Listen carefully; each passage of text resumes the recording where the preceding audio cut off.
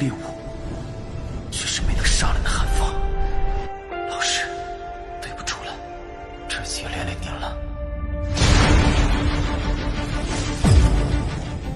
Selamat datang di animasi Donghua Spoiler. Om dan Tante, jangan lupa seruput kopinya, kencangkan sabuk pengaman, mari kita mulai.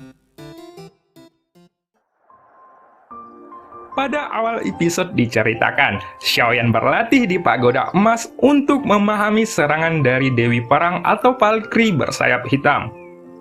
Xin pun beralih ke pertarungan Xiaoyan lagi.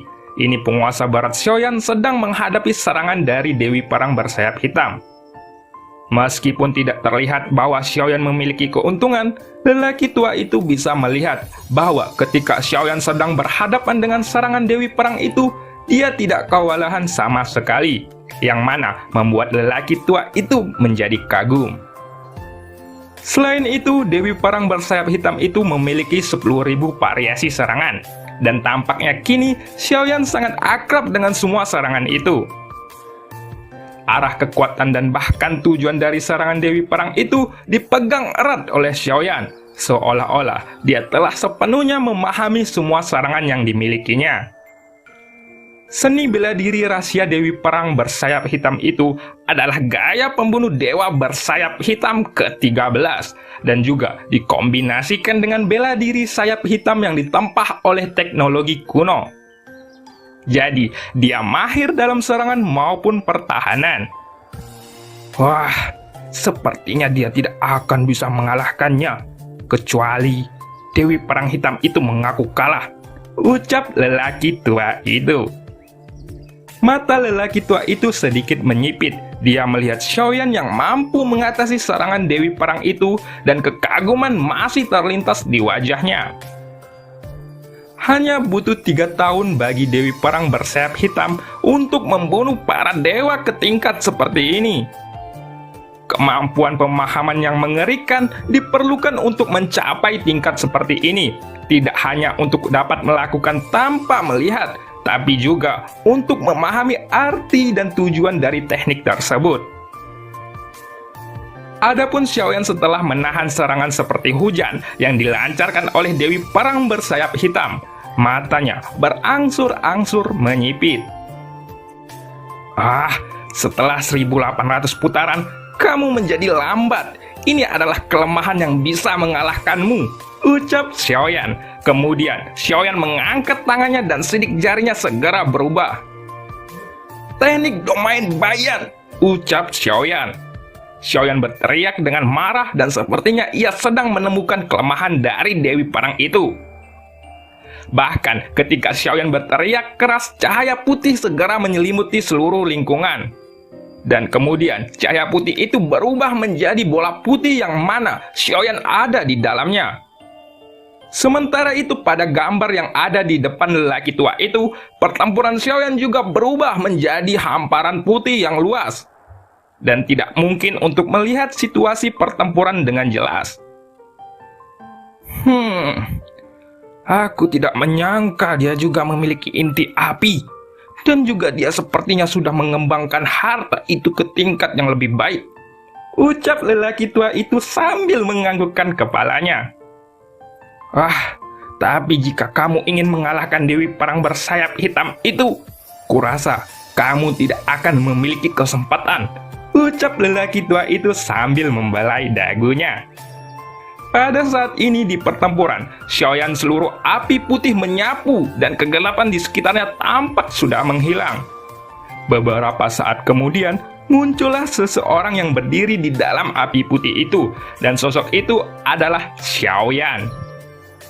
Di sisi lain, pada sosok yang berdiri, Dewi Perang bersayap hitam itu tiba-tiba menghilang.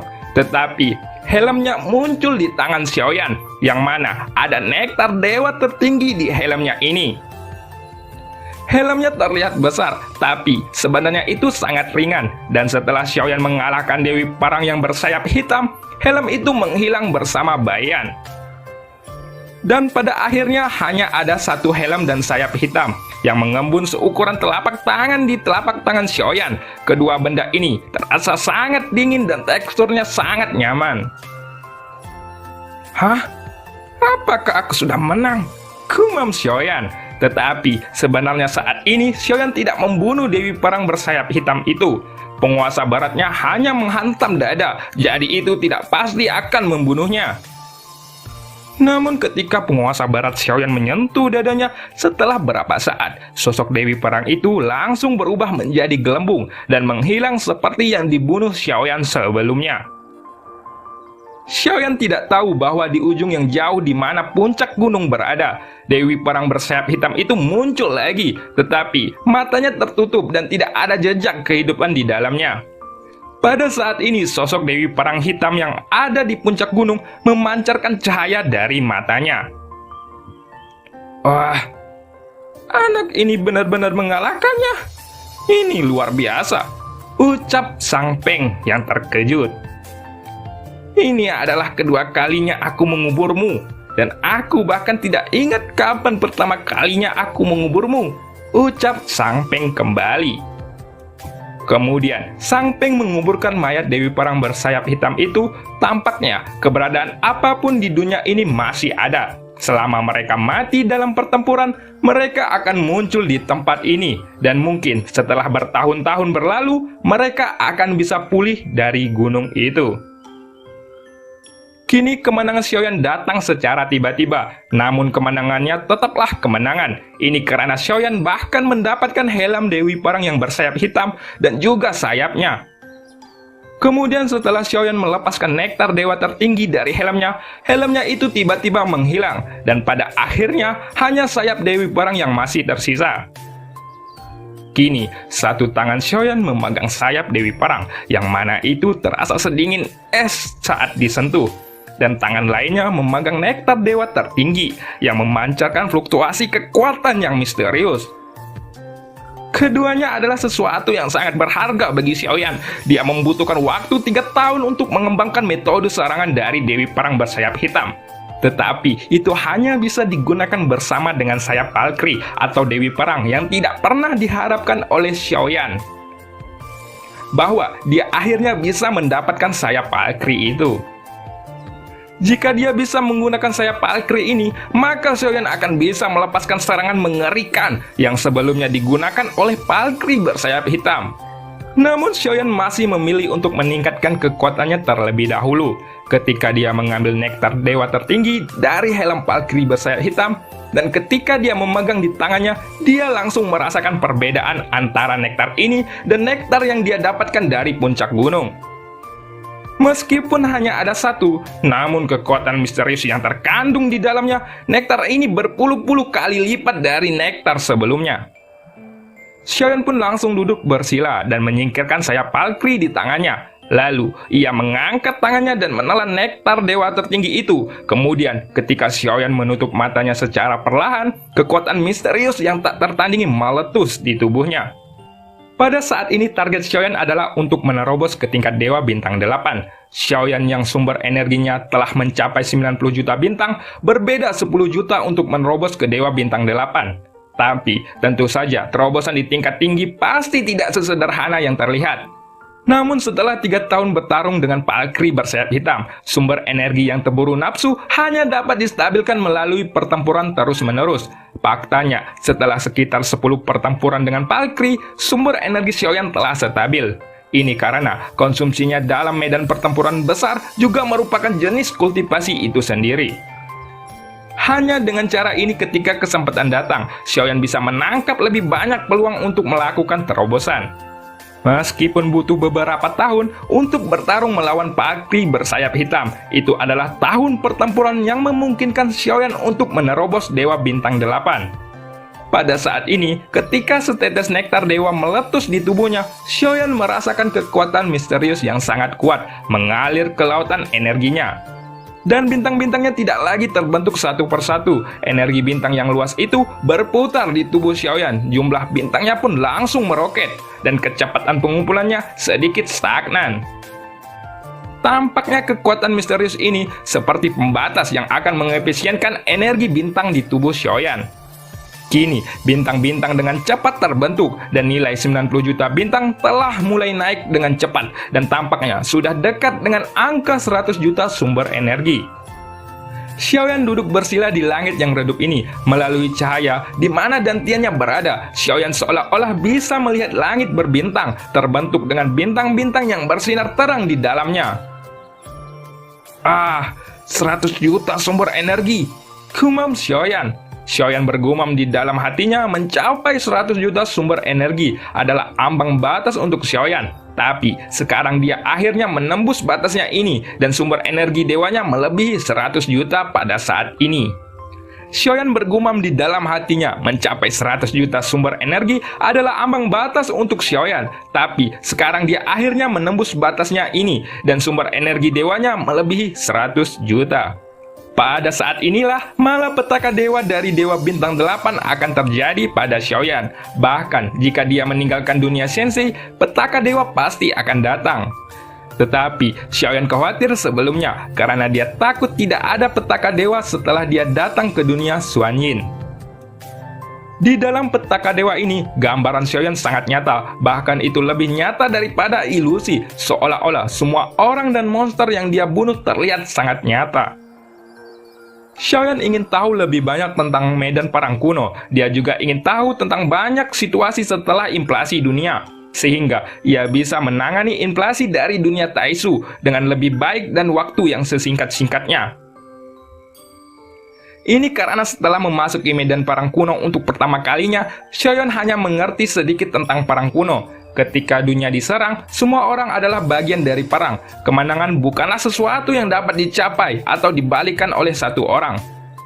Mungkin di masa lalu perang kuno bisa diatasi karena adanya dewa tertinggi. Tapi masalahnya dunia Sensei saat ini tidak memiliki dewa tertinggi untuk menangani masalah ini. Oleh karena itu, inflasi kali ini terkait dengan kelangsungan kehidupan dunia Sensei sendiri. Selain itu, inflasi antar dunia bukanlah perasaan biasa, tetapi perang panjang, di mana perang ini membutuhkan waktu yang sangat lama.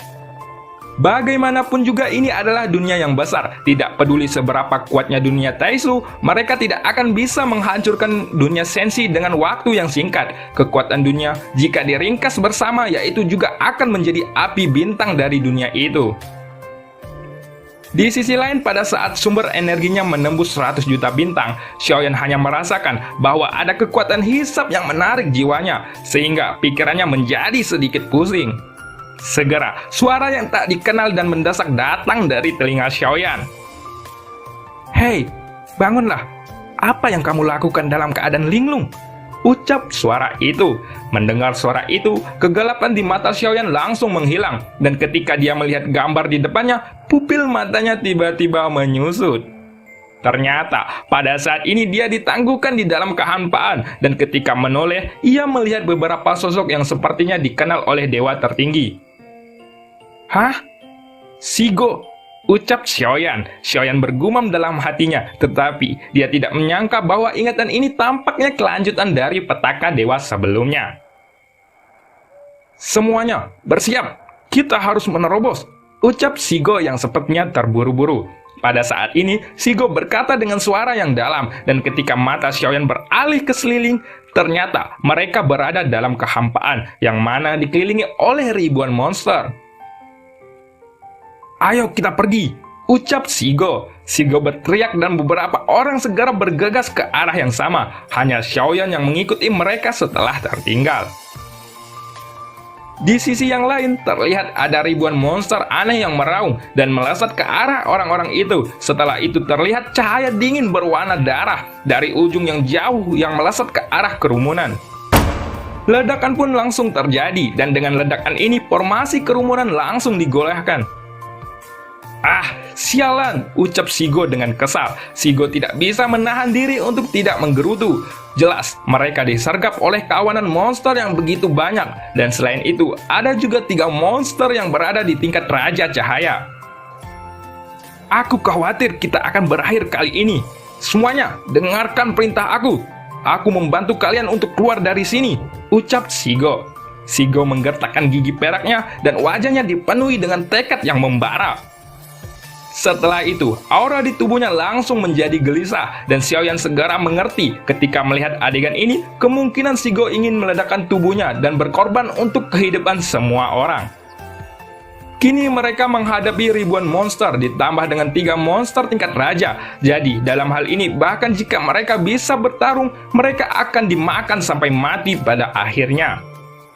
Hanya pengorbanan dan kebaikan seseorang yang dapat mencegah seluruh pasukan dimusnahkan.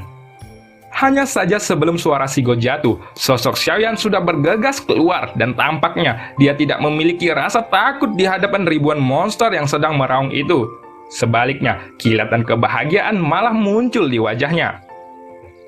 Kemudian sosok Xiaoyan bergegas ke kerumunan monster yang sangat padat, dan hal ini membuat semua orang langsung fokus kepadanya. Pada saat ini hanya suara ledakan yang terdengar, dan dalam sekejap, mata monster aneh yang tak terhitung jumlahnya meledak satu persatu. Kemudian lautan api langsung menyebar di antar kawanan monster itu. Kini Xiaoyan memegang penguasa berat di tangannya, dan dia terlihat tak kenal rasa takut. Dia tenang di antara banyak monster yang aneh, dan bahkan sebelum dia menggunakan keterampilan bertarungnya, kekuatan tempurnya sudah terlihat luar biasa. Sosoknya bergerak dengan fleksibel, dan penguasa baratnya seperti pisau tajam di tangannya yang mana kecepatannya sangat cepat dan serangannya sangat tajam. Anak itu, kenapa dia bisa menjadi lebih kuat lagi? Gumam seseorang. Sungguh, kekuatan tempurnya sangat luar biasa, ucap Shigo. Mata indah Shigo menyusut ketika melihat sosok Xiaoyan. Sepertinya dia sedikit terpana dengan kekuatan yang dimiliki Xiaoyan saat ini, seperti orang bodoh untuk sementara waktu. Siapa dia sebenarnya? Ucap seseorang. Jika itu masalahnya, maka kita akan bertarung sampai akhir, ucap Shigo sambil mendengus dingin. Ketika mendengar ucapan Shigo ini, semua orang juga langsung berpartisipasi dalam pertempuran itu. Sebuah tim yang terdiri tidak lebih dari 10 orang menghadapi pengempungan dari ribuan monster yang hampir tak ada tandingannya. Ada ketegangan dalam situasi pertempuran ini. Selain itu, tidak ada orang di tingkat keabadian di antara mereka. Sehingga, meskipun mereka bisa bersaing dengan kawanan monster itu, pertarungan ini tidak akan berakhir dalam waktu yang singkat. Dan cerita pun berakhir. Sampai jumpa di episode selanjutnya.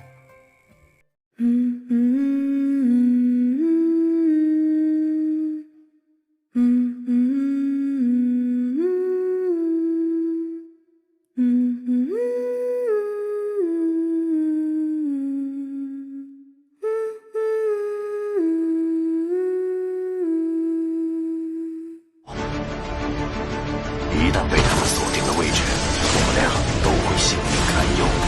所有的隐忍，只为了这一天。我已经等待了太久。今天若是你能够安然无恙地走下擂台，萧炎从此不再踏进迦南学院半步。他迟早会发现的。既然如此，就给他一个惊喜吧。今天我不会让你们两人彻底的闭上嘴。就算他还活着，你们之间也绝不可能。